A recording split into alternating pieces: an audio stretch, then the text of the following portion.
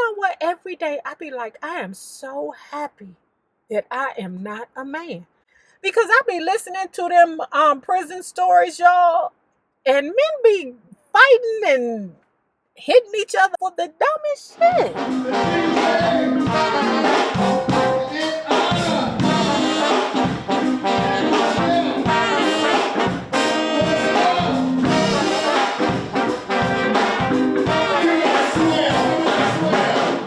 Well, hello there, love bugs. Hello there, Bellas. If you have not already done so, please remember to like, share to Facebook, subscribe, and visit uptopbeauty.com for these super fly shades in beige. And if you are not already a part of this book club, please hit the Patreon link below and or the join button here on the YouTube. Ooh. And for a small monthly fee of $5, you babies, yes you, can be privy to all the shenanigans before the YouTube gets it, if the YouTube gets it. Now, let's continue talking about Miss Bettye Lavette. A woman like me. In December of 1967, Grover and I were working Newark, New Jersey.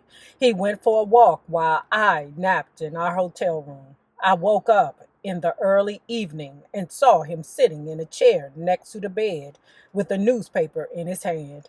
His eyes said something was wrong. What is it? Your friend is dead. Which friend? Otis Redding. How? Why? What happened? I was shocked. Airplane crash in Wisconsin. Him and some of his barcades. Otis is gone? I'm afraid so. He was 26. This rolling thunderball of soul.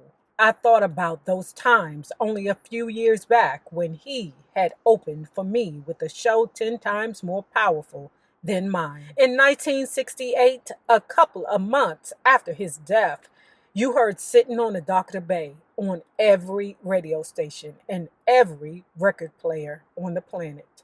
He died young, but he died strong, and his music keeps getting stronger. Word, I met Rudy Robinson playing the clubs in Detroit. His group was called Rudy Robinson and the Hungry Five. Rudy was a bum, a drunk, and a genius. He was a regular at D-Town, the anti-Motown label begun by Mike Hanks, a guy who loved going around town saying F. Berry Gordy. He was falling off his tricycle when I was buying my second Eldorado, along with Johnny May Matthews and Robert West. Mike was among the early label pioneers who were overshadowed and outshone by Berry. Remember I told y'all earlier? Because I remember this from the Murray Wells book. Remember that damn, what's his name? Robert West? Oh, he had a hard on for Berry bedbug bites. Men are very competitive. Okay? Very, very much. You know what? Every day I be like, I am so happy that I am not a man. Because I be listening to them prison stories, y'all, and men be fighting and hitting each other for the dumbest shit. Mike Hanks was among the early label pioneers who were overshadowed and outshone by Berry. Mike Hanks never got over it. He bought a little house down the street from Motown on East Grand. Berry was on West Grand and kept turning out records that got little play. Some say Berry shut him down with the DJs. Who knows? All I know is that Rudy was his main music man, and that Rudy, with his major league talent, always felt stuck in the minors. Jim had opposed the merger of me and Rudy. That's because Jim was like, why you want to be bothered with this dude? Why you want, but he a drunk. And he always out of pocket. One night, Rudy came to the Musicians Union to pay his overdue fees. Jim and I happened to be there. I seized the opportunity. I said, Jim, Rudy can play anything. Let's go over to the piano and see. Jim challenged. Cool, said Rudy. Well, Rudy did it. Jim was impressed. Okay, you may be a drunk. You may be a no good motherfucker. But yes, you are a genius. You're stupid, MFer. You're a brilliant, stupid MFer, was all Jim could say. You deserve Betty, and she deserves you. If you two don't wind up killing each other, you'll do fine. Rudy Robinson, you're the best effing piano man in town. And Betty Lavette, you're the best effing singer, even if you're a stubborn bitch. That's true. Because I find that in Betty Lavette's book that the only thing that's blocking Betty Lavette's success is her ego. One night at some local joint, I was singing my set, the usual mix of my singles together with my interpretations of songs by Marvin and Bobby Bland, when Ollie McLaughlin came in. He was no one I could ignore. When he heard my version of what condition my condition is in, he told me, Betty, if you're willing, we're cutting this thing next week. You know I was willing. I recorded it, along with a few other songs, Almost and Get Away, for his current label. Condition made some noise in Detroit. Everyone who heard it liked it, but it was strictly local. I was feeling strictly local. No need to feel that way, said Ollie. I'm getting Ahmet Erectagon to release those current singles of yours. Erectagon ran Atlantic, and he heard my stuff, heard it and loved it, and he'll put money behind it. Yes, ma'am, count on it. Maybe Ahmet heard those singles. Maybe Ahmet loved them. Maybe Ahmet even put money behind them. But the result of my second go-round with Atlantic was virtually the same as the first. An initial burst of enthusiasm followed by an alarming loud silence. Back to square one, mother. Marvin Gaye was a delicate soul, a soft-spoken man with an easy laugh and a poetic spirit. Later people said he was a rebel at Motown. But the Marvin I knew was a get-along to go along. Clarence Paul, who called him Gates, was always on his case for not being assertive enough. Marvin's close friends were always concerned about his marriage to Anna Gordy. Along with her sister Gwen, they were the Zsa Zsa and Eva Gabor of Detroit. I didn't know their younger sister, Lucy. You know, I have a tendency to call her lousy, but, I don't want to argue with you, bitch. Who died young. Sister Esther, who ran Motown's management department, was a straight arrow, although her husband, George Edwards, a Michigan state representative, spent years trying to lure me to bed. Wait a minute. Okay, so pause. Hold on. Miss Betty, don't get it confused. Do not be having this false sense of accomplishment because all these men want to screw you. Baby, that's all they want to do is screw you. We knew how Anna took advantage of her husband's mild-mannered vulnerability. We all knew of her close relationship with other men, including Aretha's dad, the Reverend C.L. Franklin. You say what? Miss Betty Lavette, is you trying to say that when Anna Gordy Gay wasn't hunching on Taco Meat Marvin Pooh is what we call him, that she was crawling on top of Reverend C.L. Smoothie?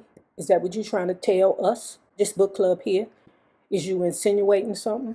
Ooh, y'all, so remember the many books that we have read that told us about the freaky-deaky parties that went on at the C.L. Smoothie house? And I don't mean any disrespect to C.L. Franklin or C.L. Smooth. His sister, hey C.L. Smooth sister, had got down there in the comments and set me straight. And then I had told her, I said, girl, I know you mad at me for saying C.L. Smoothie. But as soon as I see your brother, I'm going to suck his face. It's no disrespect to the C.L. Smooth or the C.L. Franklin. I'm just saying, C.L. Franklin was real smooth. That's why I say Smooth V. But do y'all think Anna Gordy Gay was at them freak parties, them freak nasty parties, you know, that they be having in the secret location, blink, if you know what I'm saying, secret locations throughout the city that you live in, and only the eyes wide shut people know where they are. And I kind of think that Candy from Real Housewives of Atlanta be throwing them parties all the time, because she look like she be freaking real hard. That ain't got nothing to do with this, but I'm just saying. I'm just being honest. I knew of her close relationships with other men, including Aretha's dad, the Reverend C.L. Franklin. We never stopped urging Marvin to beat her ass. Yeah, but Marvin never would. He knew that injuring the boss's sister would injure his career. Facts. Yeah. So what it was everything y'all told him to do, he ended up doing to that little girl, Jan. Meanwhile, the people who loved Marvin, everyone in Detroit, kept on him. Leave that bitch. Beat that bitch. Get the fuck out of the marriage. So when Clarence called me one day and said, Gates called and said he threw that bitch clothes out on the street. Okay, hold on. That's hard to believe, because I'm sure, you know, Anna was paying for a lot of the household. But then when I think about it, I think the people looking from the outside probably didn't understand the dynamic of the marriage, because remember, Marvin Gaye got off with thinking of Frankie DeBeverly hunching his wife. He even set the whole thing up so that he could catch her sleeping with Frankie DeBeverly. So I believe that Anna Gordy Gay and Marvin Gaye might have played games like that. What Marvin did was neglect to tell the people about the games that they played, because I just don't think that Marvin just woke up one day and was like, come on, 17-year-old Jan, let's roll around in a Western Vans, conversion van, go to the red light district, pick up prostitutes, and you watch me hunch them. People down in the comments say that Anna Gaye did turn him out. So maybe Marvin should have been more honest with what was happening between him and Ann, you know. He probably didn't want to say, well, I like it when Anna Gordy hunch on the other men. It turns me on. I like that kind of stuff. Okay, maybe he was too ashamed to admit that stuff. Gates called and said he threw the bitch clothes out on the street. Picture that. I screamed with delight. Marvin, Clarence, and I partied all night. The liberation of Marvin was like the liberation of France. A beautiful spirit was renewed. Shortly thereafter, he started writing What's Going On, his gift to the world.